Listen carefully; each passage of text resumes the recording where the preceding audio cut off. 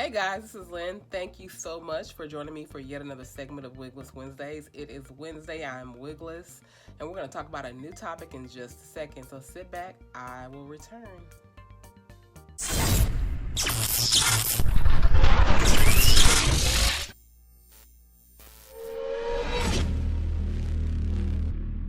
Hi guys, this is Lynn. I am back. I am wearing a sensational wig. It is the color 1B30 and her name is Empress. I have stopped renaming my wigs because guess what? There are way too many for me to remember their names. This is an Empress wig, the color Bohemian 1B30. First impressions of the wig, the cap is a decent size. I like the cap size. Color, not my favorite. I do like wigs that are ombre with the darker root. So I guess I would like this better than a wig that's a straight like light color like this, but this is pretty cool. I don't like the part. I would need to do quite a bit of tweezing to make it look a little bit more natural. So that's probably what I will do before I decide to wear this wig out, in the general population. Other than that, I like the wig. I guess it's, a decent wig. It's just, I kind of feel a little bit like the Lion Queen or Lion King, Mufasa. So, anyway, this week's topic is people make time for what it is they want. They make time for what it is they want. So, before I talk about the topic, what's going on with me? The usual, working on building my brand, building my empire, my future empire that hopefully will be, coming around the bend here soon. Just doing my thing, being myself, being authentically and unabashedly me, which I don't know another way to be besides me, okay? That's just what I've been doing. So I'm going to continue trudging on along and continue to share with you guys every Wednesday here on my channel. So I hope you will tune in every Wednesday and also on Saturdays for my podcast. So anyway, people make time for what it is they want. Don't ever let anybody tell you they don't have time for you. Don't let anyone ever tell you they're too busy for you, because that's some bull. And let me explain what I mean. Okay.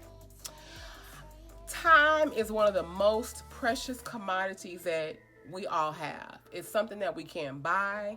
We can't get any more of. Whatever amount of time that we have is all we have, right? So it's precious. We can't buy it. We can't sell it. It is what it is. Okay. I mean, I guess you could buy it in terms of working for someone. They buy your time to do their job. But time is the one thing that when you give it up, you can't get it back. Okay. And when someone chooses to share their time with you, that is so important. That is so valuable. So when someone tells you that they don't have time for you, that they're too busy for you, what they're telling you is pretty much they don't value you. So let me give you an example. There was a friend of mine that was quite a good friend, or I thought I was a good friend to this person. They were not a good friend back to me. I'm realizing it now. And we were working on a project together, but I was doing all the work. I was doing everything when it came to this project. And I would call this friend and I'd be like, hey friend, what are you doing? You gonna help me with ABC? Oh, I'm just so busy. I have so much going on. I'm trying to live I got this, I got that, and I got this, and I just can't, I don't have time. And okay, so I trudged on along. I kept on, building what it is I was working on the project. And this same friend, that said they didn't have time to do what it was that, the work on what it was we were working on. I look up on social media. They got time to be all up and down the street, all up and down the coast, and here and there doing all kind of things. You have time to do what you want to do, but you don't have time to do what I need you to do, right? And that's just took a lot of audacity, if I do say so myself. And just to put it in another perspective, if you called in sick to your job, right? You don't feel good. You called in sick to your job. So, oh, boss, I feel bad. I'm gonna make it. Oh. But then you happen to go down to Six Flags and you run into that same boss you called and told that you didn't feel well, or your boss caught you on social media posting pictures of you having all kind of fun out, but you didn't feel good enough to go to work. What would happen, right? You get fired. I think you'd get fired, right? So I bringing it back to my original point, don't let anyone tell you that they don't have time for you, or they don't have time for the things that are important to you, that you value, okay?